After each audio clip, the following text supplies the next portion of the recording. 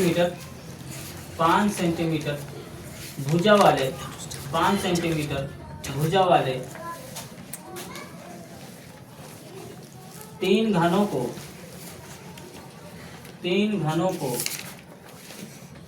जोड़कर 5 सेंटीमीटर भुजा वाले तीन घनों को जोड़कर एक घनाभ बनाया जाता है। एक घनाभ बनाया जाता है। इस प्रकार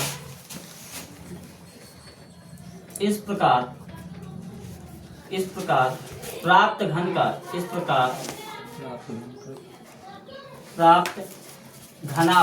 प्राप्त क्या होगा? घनाभ का पृष्ठीय क्षेत्रफल ज्ञात कीजिए।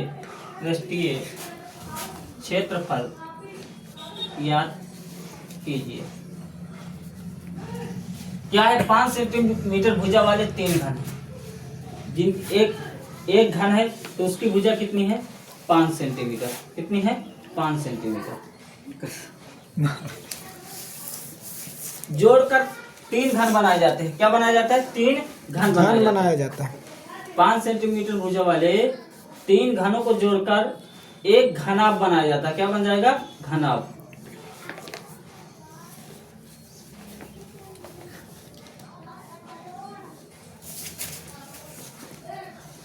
इसकी भी 5 सेंटीमीटर भुजा है। 5 सेंटीमीटर।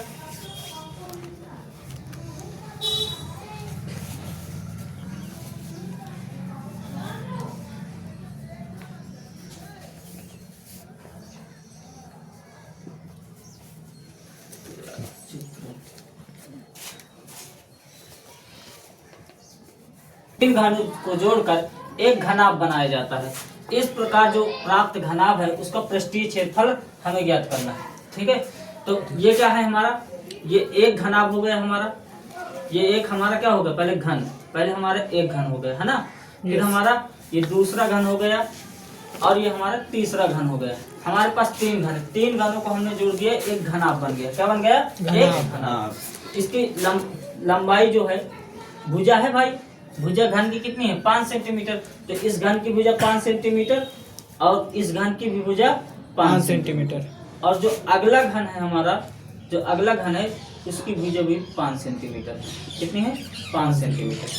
इसके घन की लंबाई, तीनों लंबाई, चौड़ाई और ऊंचाई आपस में बराबर होती है। घन की भुजा 5 सेंटीमीटर है तो इसकी चौड़ाई भी 5 सेंटीमीटर होगी और ऊंचाई भी इसकी कितनी हो जाएगी? 5 सेंटीमीटर। तो घनाभ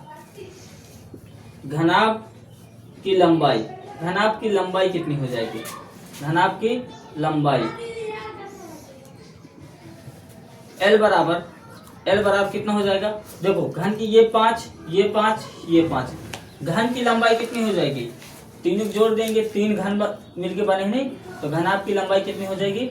15 सेंटीमीटर। 5, 5, 10, 5, 15 सेंटीमीटर। अब हमें क्या निकालना है भाई? घन की बताओ, घनाभ की ऊंचाई कितनी है? घनाभ की ऊंचाई क्या होगी? जो घन की ऊंचाई होगी, जो घन की भुजा होगी, वही क्या हो जाएगी? घनाभ की ऊंचाई। तो ऊंचाई कितनी हो जाएगी? h 5 centimetre. और घनाभ की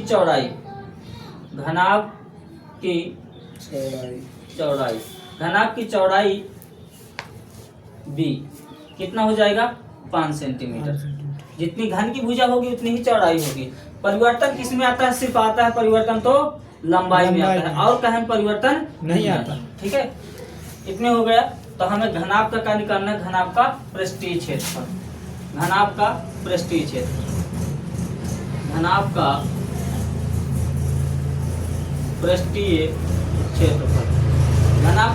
क्षेत्रफल क्या हो जाएगा?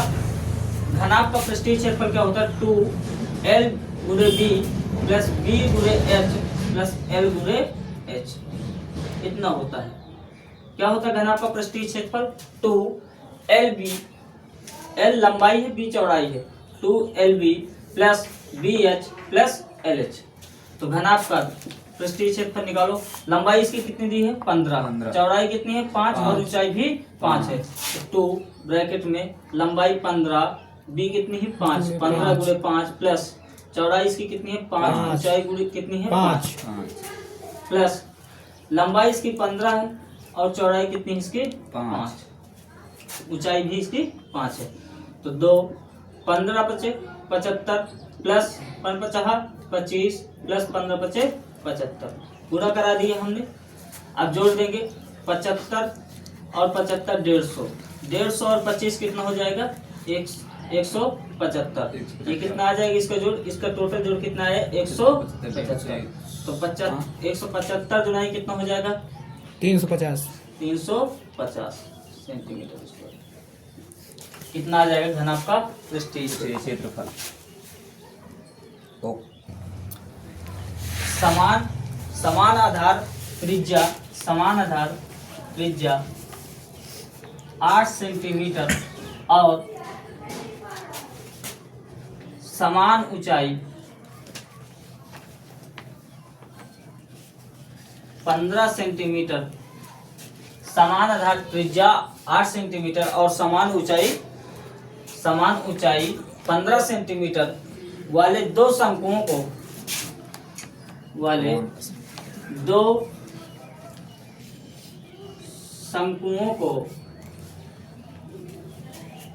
को उनके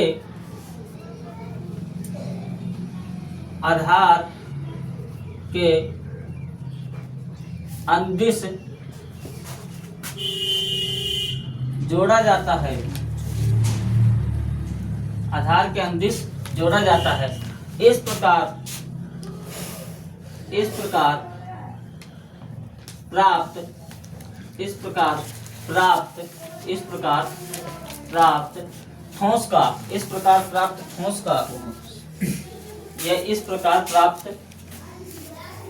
आकृति का क्षेत्रफल ज्ञात कीजिए। आकृति का पृष्ठीय क्षेत्रफल ज्ञात कीजिए। पृष्ठीय क्षेत्रफल ज्ञात कीजिए। क्या समान आधार त्रिज्या है और ऊंचाई भी समान है, तो शंकु की त्रिज्या कितने दिया हुआ है 8 सेंटीमीटर और शंकु की ऊंचाई कितना दिया हुआ है 15 सेंटीमीटर दिए हुए हैं। दो शंकु हैं, ये हमारे पास दो शंकु हैं। एक शंकु ये है, दूसरा शंकु ये है। अब इन शंकुओं को ये आधार, शंकुओं को क्या किया है आधार, शंकुओं को आधार के अंदिश जोड़ा गया है। तो मतलब ऐसे जोड़ा गया शंकु को, आधार इनका सेम ही रहेगा। ये एक का आधार हो गया, दूसरे को भी ऐसे जोड़ा गया है कि इनका आधार सेम हो। आधार के अंदिश जोड़ा गया है, कहे के अनुसार आधार के अंदिश जोड़ा गया है। इनकी ऊंचाई जो है, थोड़ा बड़ा चित्र बनाते हैं।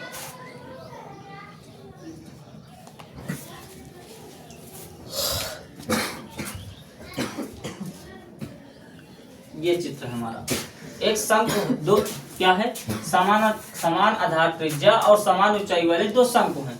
दो शंकु हैं हमारे पास, इनको आधार के अंदिश जोड़ा गया है। इनकी ऊंचाई, दोनों की ऊंचाई समान है। इसकी ऊंचाई 15 सेंटीमीटर है और इसकी भी ऊंचाई 15 सेंटीमीटर है।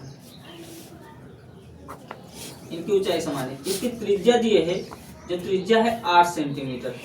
तो कह रहा है इसका पृष्ठीय क्षेत्रफल ज्ञात कीजिए। बताइए पृष्ठीय क्षेत्रफल ज्ञात करने के लिए हमें दोनों शंकु का वक्र पृष्ठीय क्षेत्रफल जोड़ दें। यदि हम दोनों शंकु का वक्र पृष्ठीय क्षेत्रफल जोड़ दें, वक्र पृष्ठीय मतलब घुमावदार, ये घुमावदार क्षेत्रफल और ये घुमावदार क्षेत्रफल, अगर इन दोनों को जोड़ दें, जितना हम टच कर सकते हैं, छू सकते हैं, अगर उन दोनों को जोड़ दें तो हमारा शंकु का पृष्ठीय आकृति जो बनी हमें उसका पृष्ठीय क्षेत्रफल मिल जाएगा। तो हम क्या करना पड़ेगा, शंकु का वक्र पृष्ठीय क्षेत्रफल कितना होता है, शंकु का CSA वक्र पृष्ठीय क्षेत्रफल, कर्व सरफेस एरिया कितना होता है पाई RL। हमारे पास क्या क्या है, R है, त्रिज्या R है और ऊंचाई H है। त्रिज्या हमारे पास क्या है, त्रिज्या 8 सेंटीमीटर है और इसकी ऊंचाई हमारे पास है H कितना है 15 सेंटीमीटर। अब हमें क्या चाहिए, L चाहिए। L शंकु की तिर्यक ऊंचाई, हमें ये वाली ऊंचाई चाहिए, शंकु की तिर्यक ऊंचाई। अगर हमें शंकु की तिर्यक ऊंचाई निकालना है तो हमें शंकु की तिर्यक ऊंचाई के लिए हमने फार्मूला क्या होता है, शंकु की तिर्यक ऊंचाई, शंकु की तिर्यक ऊंचाई कितना बताया है? L बराबर रूट r का स्क्वायर प्लस h का स्क्वायर। रूट r कितना दिया है? 8 सेंटीमीटर। त्रिज्या कितनी है? 8 सेंटीमीटर। h कितना है इसका? ऊंचाई 15। तो 8 का स्क्वायर कितना होता है? 8 का स्क्वायर, तो 8 का स्क्वायर 64, 15 का स्क्वायर 225। जोड़ेंगे इसे तो कितना हो जाएगा? कितना हो जाएगा? 5 4 9, 6 2 8, 289 हो जाएगा। 289 किसका वर्ग है? 17। तो इससे क्या लिख सकते हैं? 17 गुणे 17 कितना होता है? 289।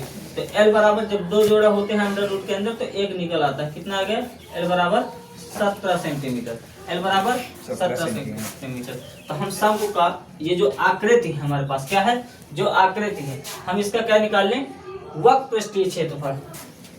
तब आकृति का पृष्ठीय क्षेत्रफल, आकृति का पृष्ठीय क्षेत्रफल। देखो शंकु दोनों समान है तो हम 2 गुणे शंकु का सी से लगा दें। 2 गुणे, दोनों शंकु समान है तो इसलिए हम 2 को गुणा कर देंगे, क्योंकि एक शंकु पहले शंकु और दूसरे शंकु को जोड़ेंगे तो 2 शंकु का हो जाएगा। दोनों शंकु क्या हमारे समान है, तो 2 गुणे शंकु का वक्र पृष्ठीय क्षेत्रफल, वक्र पृष्ठीय क्षेत्रफल। 2 शंकु का वक्र पृष्ठीय क्षेत्रफल क्या होता है? पाई आर एल। 2 पाई का मान कितना है? पाई का मान 22/7। आर का मान कितना है? आर का मान है 8 और एल का मान कितना है? 17। तो हम इसका गुणा कराते हैं, ऊपर गुणा करा देते हैं। इसमें 22 दुनाई 44 गुणे 8 गुणे 17/7। 8 का 44 में कराते हैं। 8 चौको 32, 8 चौको 32, 32 3 35 गुणे 17/7। अब 17 करा दो। 17 नहीं 34 के 4 हासिल आओ 3, 17 + 85, 85 3 88, 88 के 8 हासिल कितना आया हमारे पास? 8। 17 51, 51 8 कितना हो जाएगा हमारे पास? 59/7। अब भाग दे देते हैं। हम क्या करते हैं? 59 84 में 7 का भाग दे देते हैं। भाग दीजिए, कितने बार जाएगा? 5 में तो जाएगा नहीं, 59 में कितने बार जाएगा? 7 7 7 7 49, 7 8 56, 8 कितना बचा? 3, 8 30 बना, कितना बना? 7 8 56। हमारे पास 59 में 56 चले गए, कितना आया? 3 3 3 कितना बन जाएगा? 38, 7 बना 35, कितना बचा? 3, 7 बना 35 कितने बार जाएगा? 7 चौको 28, 7 चौको 28। फिर कितना बचा हमारे पास? 34 में 28 चले गए 6, कितना बन जाएगा हमारे पास? 60। पॉइंट लगा देंगे, दशमलव जाएगी 60 बन जाएगा। कितने बार जाएगा? 7 8 56। फिर 4 बचेगा, फिर 7 बना 35। इसको अप्रोक्स लिख सकते हैं, दशमलव हटाना है तो 855 सेंटीमीटर स्क्वायर। ये आ जाएगा हमारे आकृति का पृष्ठीय क्षेत्रफल। का ठोस है जिसके दोनों सिरे अर्धगोलाकार है। हमारे पास क्या है? एक बेलनाकार ठोस है, एक बेलनाकार ठोस है हमारे पास। ये एक बेलनाकार ठोस है।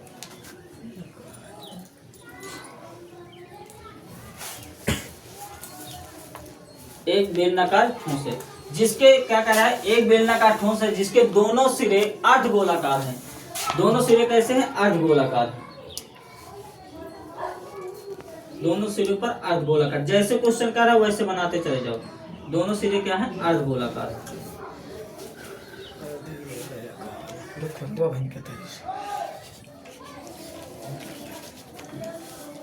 दोनों सिरे अर्धगोलाकार हैं। फिर क्या कह रहा है? यदि ठोस की संपूर्ण ऊंचाई 104 सेंटीमीटर, संपूर्ण ऊंचाई मतलब कुल, ये जब बन गया है तो इसकी संपूर्ण ऊंचाई, कुल ऊंचाई 104 सेंटीमीटर, कोई दिक्कत नहीं, 104 सेंटीमीटर तथा दोनों सिरों के अर्धगोलों की त्रिज्या तथा दोनों सिरों के अर्धगोले की त्रिज्या 7 सेंटीमीटर है। मतलब ये अर्धगोले हैं, इसका अगर केंद्र मान के इसे मानेंगे तो इसकी त्रिज्या कितनी है, 7 सेंटीमीटर है। कितनी है त्रिज्या, 7 सेंटीमीटर। दोनों अर्धगोलों की इसकी भी त्रिज्या 7 सेंटीमीटर। तो कह रहा है तो ठोस का संपूर्ण पृष्ठीय क्षेत्रफल ज्ञात कीजिए। ठोस का हमें क्या ज्ञात करना है, संपूर्ण पृष्ठीय क्षेत्रफल हमें ज्ञात करना है। देखो अगर ये गोले की अर्धगोले की त्रिज्या 7 सेंटीमीटर, इधर भी त्रिज्या 7 सेंटीमीटर, टोटल ऊंचाई 104 है। तो बताइए इतनी इधर 7 कम हो गई और इधर 7 कम हो गई, टोटल कितनी कम हो गई, 14। तो बेलन की ऊंचाई कितनी आ जाएगी, बेलन की ऊंचाई 14, 104 माँ 14 घटा दो 90 बची, 90। तो बेलन की ऊंचाई कितनी आ गई, 90 सेंटीमीटर। तो अर्धगोला तथा बेलन की त्रिज्या, अर्धगोला तथा बेलन की त्रिज्या कितनी है, दोनों की त्रिज्या कितनी है, 7 सेंटीमीटर, क्योंकि उसी पर बने हुए हैं। तो दोनों की त्रिज्या कितनी हो गई, r बराबर 7 सेंटीमीटर। अब हमें क्या चाहिए, बेलन की ऊंचाई। बेलन की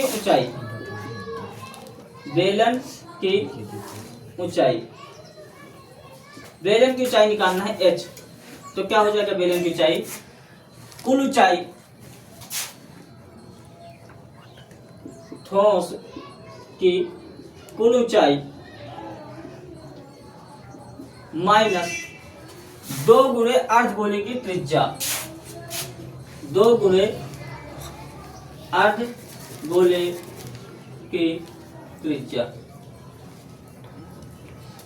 ठोस की कुल ऊंचाई कितनी है, 104, 2 अर्धगोले की त्रिज्या r है, तो 104 माइनस 2 गुणे 7, तो 7 गुणे 14, तो 104 तो कितनी आ गई, 90। और बेलन की ऊंचाई कितनी आ गई, 90 सेंटीमीटर। अब हमें इसमें क्या निकालना है, हमें निकालना है ठोस आकृति की संपूर्ण पृष्ठीय क्षेत्रफल निकालना। संपूर्ण पृष्ठीय क्षेत्रफल हमें निकालना है तो हमें बेलन का वक्र पृष्ठीय क्षेत्रफल लेना पड़ेगा। बेलन का वक्र पृष्ठीय क्षेत्रफल प्लस 2 अर्धगोलों का वक्र पृष्ठीय क्षेत्रफल। हमें क्या लेने पड़ेगा, बेलन का वक्र पृष्ठीय क्षेत्रफल प्लस 2 अर्धगोलों का वक्र पृष्ठीय क्षेत्रफल। तो ठोस का संपूर्ण पृष्ठीय क्षेत्रफल, ठोस का संपूर्ण पृष्ठीय क्षेत्रफल बराबर किसका, बेलन का CS है, बेलन का CS है, बेलन का वक्र पृष्ठीय क्षेत्रफल प्लस 2 गुणे अर्धगोले का CS है, अर्धगोले का वक्र पृष्ठीय क्षेत्रफल। बेलन का वक्र पृष्ठीय क्षेत्रफल क्या होता है, 2 पाई RH प्लस 2 गुणे अर्धगोले का वक्र पृष्ठीय क्षेत्रफल क्या होता है, 2 पाई R²। तो इसमें देखिए 2 पाई RH प्लस 2 दूनी 4 पाई R²। कॉमन लो, क्या कॉमन है, 2 इसमें है 4 इसमें, तो 2 4 कैल्शियम का हो, 2 4 का HCF कितना हो जाएगा, 2 ले लेंगे, पाई दोनों है, पाई ले लेंगे, एक R है इसमें, 2 R, तो एक R निकाल देंगे। इसमें क्या बचा, 2 पाई R निकल आया तो H बचा, इसमें से क्या है 2 निकल आया तो अभी 2 बचा, पाई निकल आया तो पाई हो गया, तो क्या बचा, 2 R में से एक R बचा। इतना हमारे पास बचा 2 पाई R H प्लस 2R। तो 2 पाई का मान क्या रखना है, 22/7, पाई का मान 22/7 रख दो। R कितना है, 7। H का मान कितना है, H बेलन की ऊंचाई है नहीं H, तो कितनी बेलन की ऊंचाई निकली है, 90। कितनी निकली है, 90 सेंटीमीटर। 90 प्लस 2 गुणे R कितना है, R है 7 सेंटीमीटर। बेलन तथा गोले की त्रिज्या कितनी है, 7 सेंटीमीटर। देखो 7 से 7 कैंसिल हो गया, कितना आ गया, 44, 22 दुनाई 44। 90 प्लस 7 दुनाई 14, कितना हो गया, 44 गुणे 104, 44 गुणे 104, 44 के 104 में गुणा करा लो तो 104 गुणे 44 कितना आएगा, 4 चौक 16 के 6, 4 का जीरो में कराएंगे 0, 1 हासिल जोड़ेंगे 1, 4 का नाम 4, इसका भी कराएंगे तो 416, 6 6 1 7, 4 1 5 4, कितना आ गया 4576, 4576 कहे में है सेंटीमीटर में है तो सेंटीमीटर स्क्वायर आ जाएगा, सेंटीमीटर स्क्वायर। ये ठोस आकृति का ठोस जो संपूर्ण बना है उसका क्या निकल आया, क्षेत्रफल।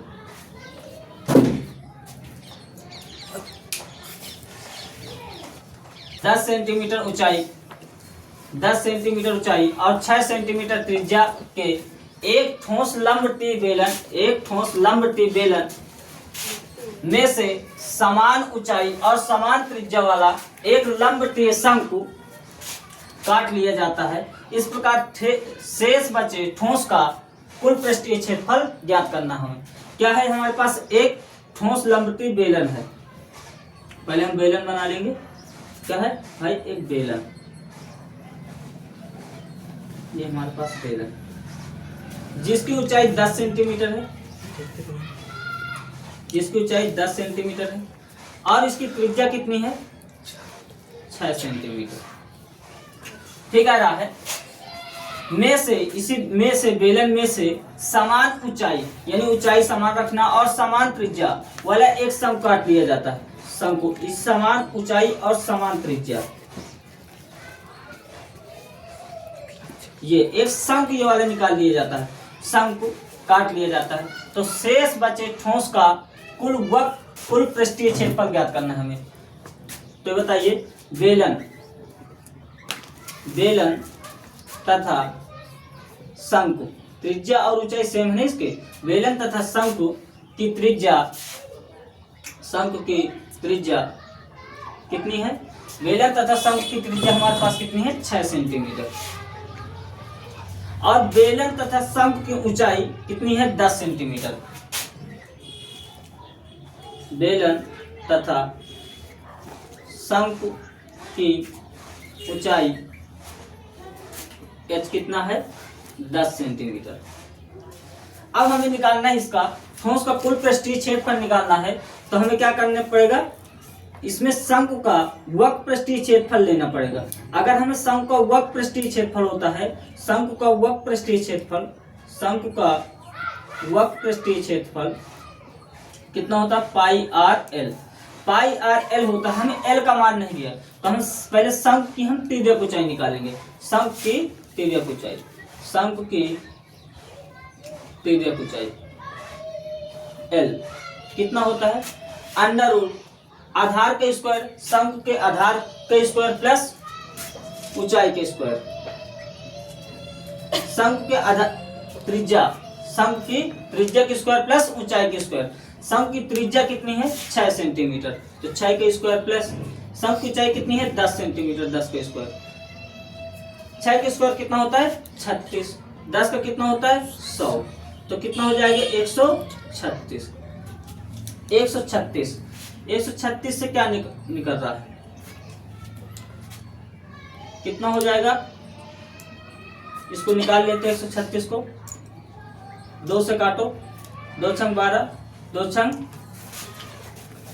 12, 2 छंग 12, 2 अट्ठे 16, फिर 2 से काट दो, 2 6, 2 4 को 8, कितना 34। 34 से तो कुछ निकलेगा नहीं, 2 गुणे 2 गुणे 34, तो 2 है हमारे पास, तो 1 निकल आएगा, 2 रूट 34। इतना हो जाएगा हमें शंकु की तिर्यक ऊंचाई।